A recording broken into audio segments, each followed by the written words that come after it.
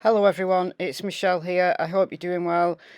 You know how in the video that I released this afternoon I said I was going back to one video per day, unless there's something like really big breaking news? Well, this isn't exactly breaking news, but this is damning. This is shocking. How badly these police officers got things wrong. And originally, I thought these guys, when I watched this body cam, I thought they were compassionate. I thought they ended up with the right conclusion in the end, that they didn't charge Gabby for striking Brian and him having scratches on his face. However, then that 911 call came out. Well, now we've got the dispatch call as well. I've come across the dispatch call. And I'm shocked, guys. So, how we're going to play this is we're going to watch some of the police body cam. Then I'm going to play the 911 call. Then I'm going to play the dispatch call. And then we're going to conclude just how badly, where did this go wrong? Where did it go wrong? So, let's start at the beginning with the body cam. Driver is showing some obscure driving, possibly intoxicated.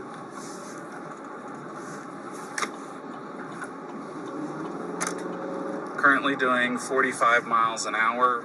Zone through here is 25. Oh! Subject just hit the curb. Correction, speed limit is 15. I'm about 3/4 of a mile into the arches, just before the gate. So listening to this, it sounds like the officer has come across someone driving erratically, speeding, and they pulled over because of that. Then he meets Gabby and Brian.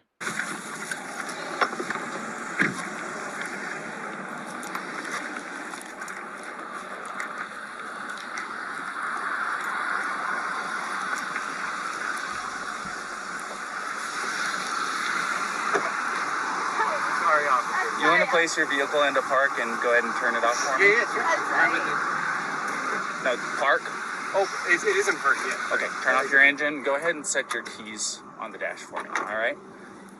What's your guys' names? Gabby. I'm Brian. Gabby, Brian? Okay. What's going on? How come you're crying? I'm just crying. We've just been fighting this morning. Some personal issues. So the officer takes Gabby out of the car, speaks to her. She's very, very anxious. She's hyperventilating. He sits her in the back of the police car. She's crying. And then he goes over to speak to Brian, and more officers arrive. This is what Brian says. I got this gentleman here. Yeah. This gentleman noticed that you had some marks on your neck. Yeah. And she's got some marks on her too. We're just trying to figure out what all happened. And I know you probably... It isn't that easy to hear with kind of all the background noise, but the officer says she's got marks on her too. Bear that in mind. This officer is probably going to be the one handling the whole case. You want to listen to what he has to say, and then you tell him what happened. So, if you don't mind. Start at the beginning for me, over.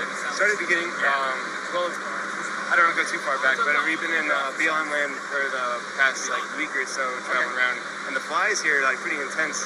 So the flies have definitely been getting to her, and then my feet are dirty and everything. So I think that our little squabble started because we were hanging out at the coffee shop, and when we got back to the van, there was some dirt and stuff in the van, and I moved our food around. It was a little disorganized, so she gets a little. Will you take this?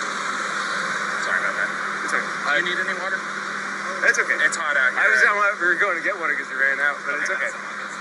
No, it's alright. I don't like plastic bottles. It's okay. Thank you, though.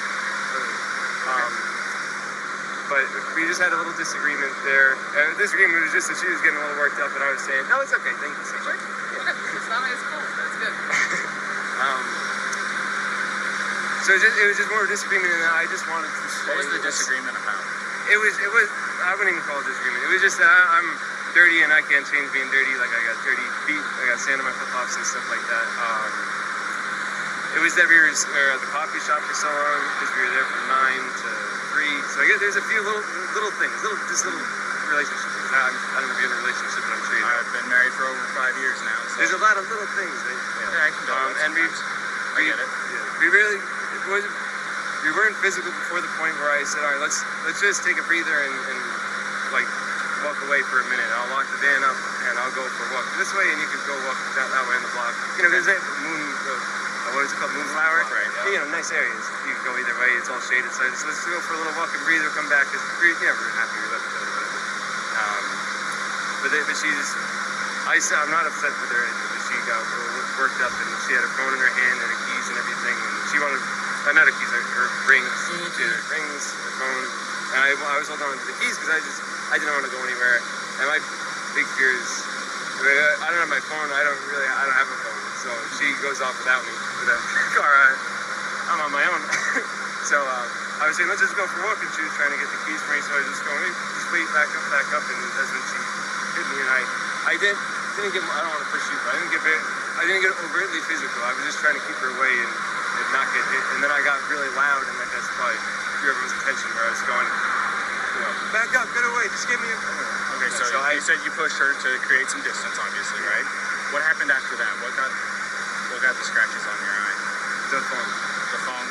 So you pushed her and she hit you? She was. It wasn't like a push and she jumped on me. She was already. I don't want to. She was already swinging and I was pushing. Yeah. A lot of angles, a lot of nails, a lot of rings. Yeah. You got 3 scratches on your neck. You got 1 on your left side of your nose. You got 1 on your face here, and you got 4 bleeding on it. So it looks like 2 hands coming in. Do you mind lifting up your right sleeve for me? I'm curious. So it sounds like they're empathizing with him. They've really gelled with Brian. They want to hear exactly what he's got to say. They point out the marks that he's got on his face. And then they go and have a word with each other in private. So I just got a phone with one of those 2 witnesses. Okay. And I recorded it. You want me to tell you what he said? Yeah. Real quick. Do you mind hanging with him for a minute? So, get away from both of them. So, he said that he never saw the male strike the female. He saw the male trying to lock her out of the vehicle. She even told us that he was trying to lock her out, told her to go take a walk, so that she was trying to get in. She eventually couldn't get in and actually clawed her way in through the driver's door. He says, I don't understand why she's doing that. Well, I think it's because it was the only door that wasn't locked that she could get through. So she's trying to get in over him. He's trying to disengage from her. I guess he hung her backpack on the back probably so she'd have her shit, so that he didn't have to engage with her. Everything she's saying is the same thing. I haven't heard what he said, but if that's what he said, it's also what the witness is saying. The witness says, I never saw him hit her. I saw him shove her, but I couldn't tell if it was an aggression against her or a defense against her, as far as her, being the aggressor. So at this point, unless the guy's screaming that he needs to go to jail and did something to this girl, it sounds to me like she is the primary aggressor. Yeah. Now, the problem with her being the primary aggressor is in an instance of domestic assault, be it a male or be it a female, we shall arrest. Now, that doesn't necessarily mean they have to go to jail. We can do a citation if it meets 1 of 3 criterion. So to summarise all of that, he just got off the phone to one of the 2 witnesses. And this particular witness says he saw Gabby being the primary aggressor. It's obviously not the witness that we hear the 911 call from.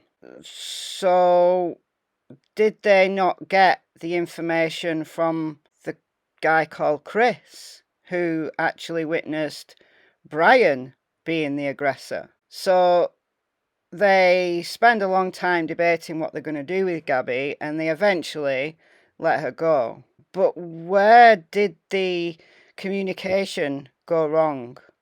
Why did they choose to believe this witness who says Gabby was the primary aggressor? And what happened to Chris's statement? So let's listen to Chris's 911 call. And then, immediately after, I'm going to play the dispatch call. Hi, can you hear me, sir? Yeah, I can hear you. Hi, I'm calling. I'm right on the corner of Main Street by Moonflower, and We're driving by, and I'd like to report a domestic dispute. Florida with the white van, Florida license plate, white land, gentleman, Where's about it at? 5'6" beard. They just drove off. They're going down Main Street. They made a right onto Main Street from Moonflower. Or what were they doing? Cooperative, but what'd you say? What were they doing? We drove by, and the gentleman was slapping the girl. He was slapping her? Yes, and then we stopped. They ran up and down the sidewalk. He proceeded to hit her, hopped in the car, and they drove off. 1063, attempt to locate. Continuing, attempt to locate, time lapse of about probably 40 seconds. RP states a male hit a female domestic. He got into a white Ford Transit van, has a black ladder on the back, Florida plate of Quebec Fox Tango Golf 03. The van turned right onto Main Street from Moonflower Market and headed north onto Main Street. 1638. 228 out at Moonflower. 1641. So 228, do you have a phone number for the RP? Maybe you're still landline and a location of where our victim's at? Phone number is